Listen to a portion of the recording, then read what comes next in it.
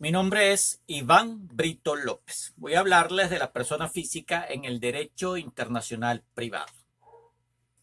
Para hablar de esto, primero tenemos que definir qué es la persona física. La persona física, según los diccionarios de derecho y de ciencias sociales, nos señalan que es el ser humano, bien sea hombre o mujer, con la capacidad para actos jurídicos. Ya partiendo de esta relación, pues ya tenemos una concepción de qué es la persona física. Pero aparte de eso, vamos a encontrarnos con tres secciones fundamentales sobre la persona física que es fundamental citarlas igualmente, que es la persona física como objeto de derecho en cuanto a deberes y obligaciones. La otra es la persona susceptible de ser parte de una relación jurídica. Y la otra es la persona susceptible de ser parte de una relación jurídica, bien sea pasivo o activo, bien sea voluntario o obligado en una relación jurídica, como hemos dicho. Entonces, partiendo de estas definiciones primarias fundamentales, pues vamos a recordar entonces que el derecho internacional privado va a tener dos vertientes fundamentales. Una que es el derecho marítimo, donde entra en parte del derecho comercial, el derecho mercantil y el derecho civil. Esto va a ser una cosa muy antigua y esto lo reseña muy bien la UNESCO y la Organización de las Naciones Unidas, por supuesto. Y la otra circunstancia que viene siendo el derecho civil, lo que tiene que ver todo con la figura humana, que es lo que nos atañe en este momento, la persona física. Y va a jugar todo, va a jugar un papel fundamental, valga la redundancia, la declaración de los derechos del hombre y el ciudadano. ¿Por qué va a ser esto importante? Porque a partir de allí va a surgir una nueva concepción del derecho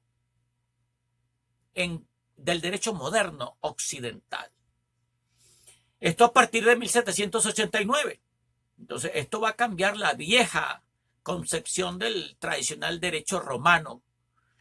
El doctor Rafael Caldera, como tratadista del derecho, nos acota que la codificación napoleónica indudablemente va a tener un desarrollo admirable para el derecho, para el establecimiento del derecho moderno.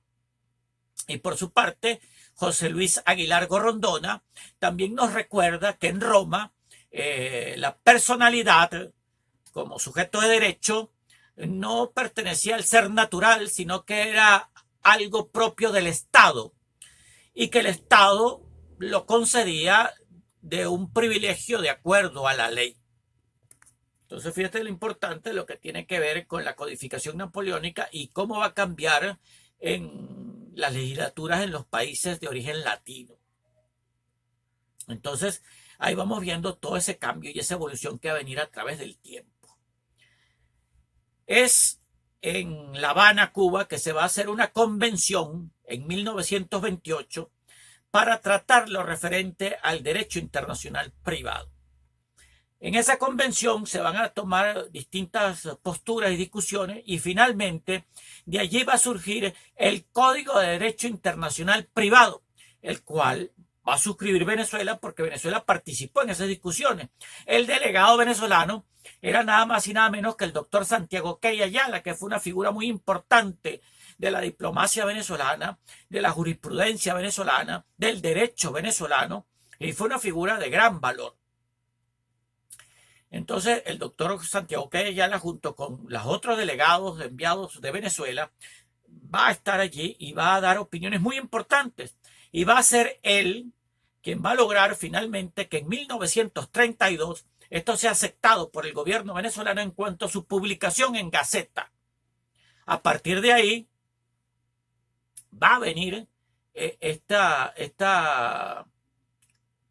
vinculación del país al derecho internacional privado al suscribir ese convenio, al publicarlo en Gaceta Oficial, con lo cual Venezuela va a entrar a la palestra internacional en esa materia. Esto se va a ratificar en 1998, con lo cual vamos no solamente a ratificarlo, sino a ponerlos al día en lo que tiene que ver con el derecho internacional privado. Entonces, a partir de todos estos instrumentos jurídicos, esto va a ser común a nivel internacional. Entonces, vamos a ver varias circunstancias, varios supuestos que van a haber allí. ¿Cuáles son estos supuestos? Uno, que todas las personas van a ser reconocidos y que todas las personas en un país extranjero tienen que someterse a las leyes del país donde se encuentren, pero a su vez el país que acoge a ese extranjero o a ese visitante va también a tomar en cuenta a ese individuo de derecho del país de origen, es decir, la legislación de donde viene ese individuo. ¿Y cómo se va a manifestar esto? Se va a manifestar en las características del ser humano, como se caracteriza la personalidad en el derecho civil persona en Venezuela. Entonces, esto se va a ver también a nivel internacional. Por eso es que es importante la figura física en cuanto presente en un país extranjero en cuanto a las leyes de su país de origen. Fíjense ustedes, por ejemplo, hay un caso de un ciudadano venezolano que en Barquisimeto, Estado Lara, Venezuela, estafó a 600 familias, la compañía que él preside estafó a 600 familias con una venta de unos apartamentos en dólares que nunca fueron entregados. Entonces, este individuo huye a los Estados Unidos de Norteamérica, donde uno de los afectados va a entablar una demanda civil por la condición del derecho internacional privado, la cual es acogida por los tribunales norteamericanos, y al dictársele privativa de libertad a este sujeto, va a huir a España, en donde se encuentra. En España va a ser también emplazado jurídicamente, va a ser demandado jurídicamente a través de las condiciones del derecho internacional privado. Y se solicita la extradición, y para eso ya el Tribunal Supremo de Justicia ha dictado la autorización para la extradición de este sujeto. Ahora se presenta un caso que es la doble nacionalidad, porque el individuo tiene nacionalidad española y nacionalidad venezolana. Entonces, fíjense ustedes que aquí va a entrar en juego la personalidad, que no es otra cosa que la nacionalidad. Entonces, la personalidad de esa persona física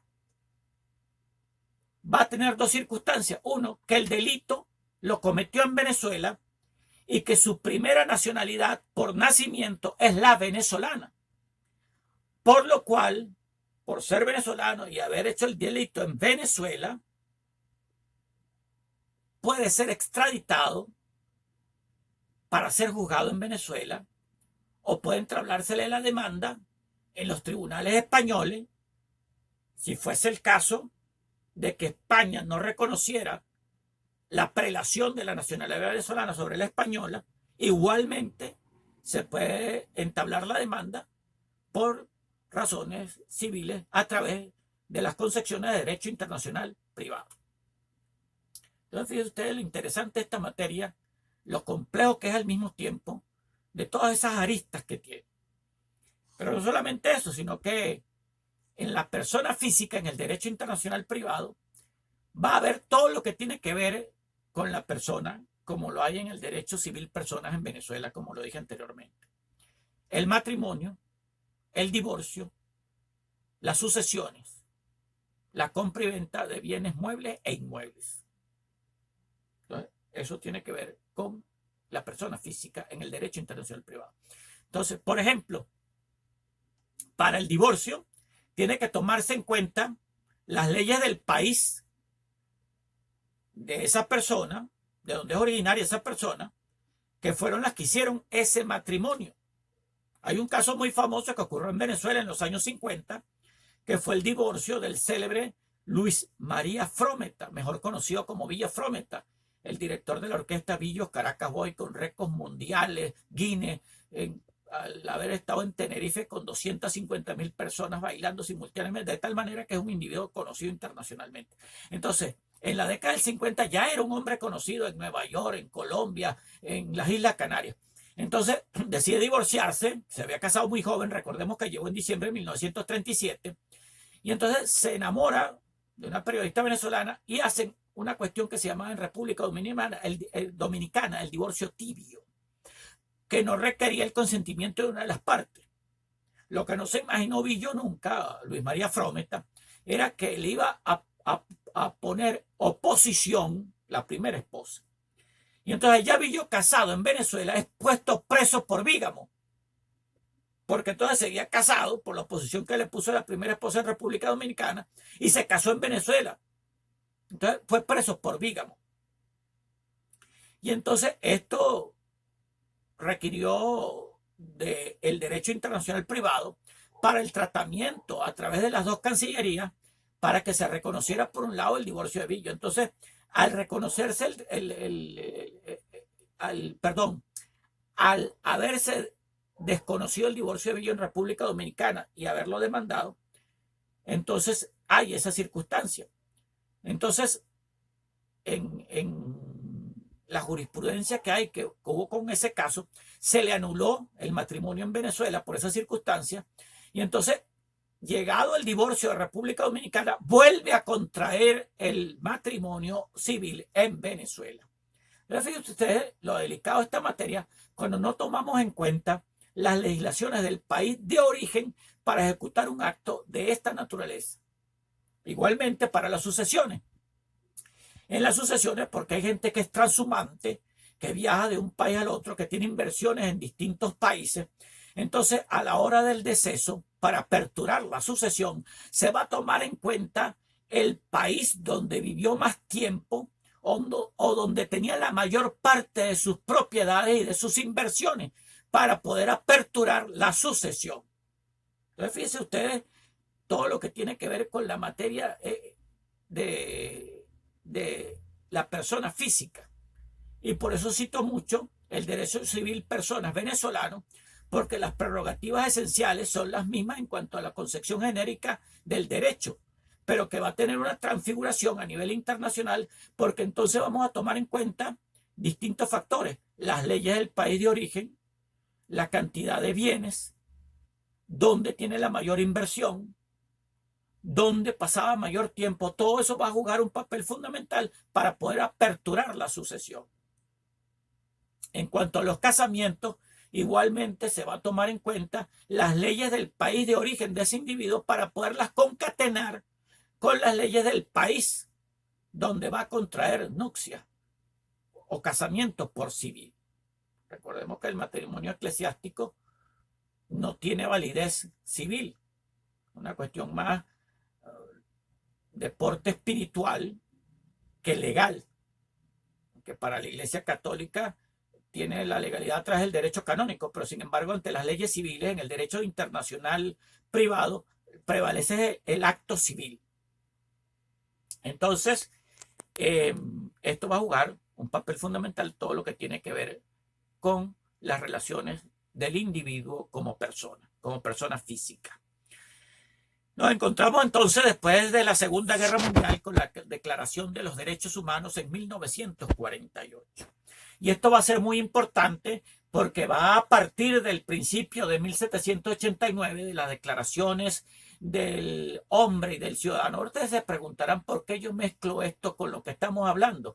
Porque precisamente en la Declaración de los Derechos Humanos, que está vigente, habla todo lo que es la persona física en cuanto a que la vida es inviolable, que no puede ser sometido a castigo alguno, que no puede ser sometido a colonialismo o a esclavitud, que tiene derecho a no ser discriminado, que no puede ser discriminado por motivos raciales, religiosos, de sexo, de tendencias sexuales, nada de eso.